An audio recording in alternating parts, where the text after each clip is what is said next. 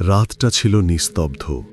আকাশে তারাগুলো যেন অদ্ভুতভাবে জ্বলছিল। মনে হচ্ছিল পৃথিবী থেকে কারো আত্মা ঠিক এখনই যাত্রা শুরু করেছে এক অজানা দিকের পথে। গ্রামের এক প্রান্তে একজন মানুষ, আব্দুল্লাহ, মাত্র কিছুক্ষণ আগেই পৃথিবীর জীবন শেষ করেছেন। তার আত্মা ফেরেশতারা তুলে নিচ্ছে। কোরআনের সেই আয়াতটি যেন বাস্তব হয়ে ওঠে। আল্লাহু ইয়াতাওয়াফাল আনফুসা হিনা মাউতিহা।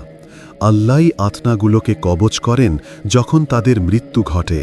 সূরা আজ-জুমার ৩৯-৪২। আব্দুল্লাহর চোখ বন্ধ।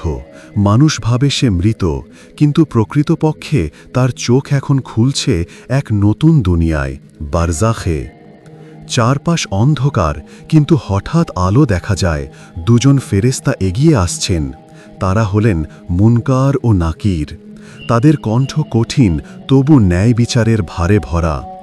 মান রব্বুক, তোমার রব কে?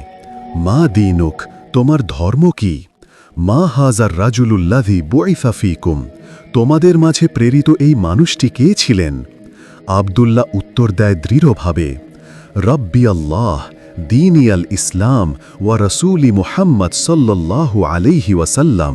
তার কবর প্রশস্ত হয়ে যায়, যেন দিগন্ত খুলে গেছে। সুগন্ধ ছড়িয়ে পড়ে চারদিক। দূরে থেকে শোনা যায়, এটাই তোমার জান্নাতের ঘর, যেখানে তুমি বিশ্রাম নেবে কিয়ামত পর্যন্ত।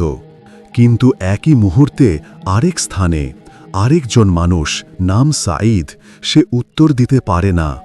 তার কণ্ঠ কাঁপে, মুখ শুকিয়ে যায়। আমি জানি না। মাটির ফাঁক গরম হয়ে ওঠে, কবর সংকুচিত হয়ে আসে। কোরআনের সেই ভয়াবহ সতর্কবাণী তখন সত্যি মনে হয়। আন্নারু ইউরাদুনা আলাইহা গুদুওয়া ওয়া আশিয়্যা। তাদেরকে সকাল সন্ধ্যা আগুনের সামনে উপস্থাপন করা হবে। সূরা গাফের 40-46। তার কবর হয়ে ওঠে অন্ধকার গহ্বর, যেখানে অপেক্ষা শুধু কিয়ামতের দিনের বিচার। এই হল কবরের জীবন, যেখানে মানুষের আমল কথা বলে, জিহ্বা নয়, হৃদয়ের সত্য উত্তর দেয়। রসূল সাল্লাল্লাহু আলাইহি ওয়াসাল্লাম বলেছেন, কবর হল আখেরাতের প্রথম ধাপ। যদি কেউ এখানে সফল হয়, পরবর্তী সব ধাপ তার জন্য সহজ হয়ে যায়। তিরমিজি। গল্পের বার্তা, কবর কোনো শেষ নয়, এটি এক সেতু দুনিয়া থেকে চিরন্তন জীবনের পথে। যে এখানে আল্লাহর ভয় রাখে, তার কবর হয়ে যায় জান্নাতের বাগান। আর যে ভুলে যায় আল্লাহকে, তার কবর হয় জাহান্নামের এক গহ্বর।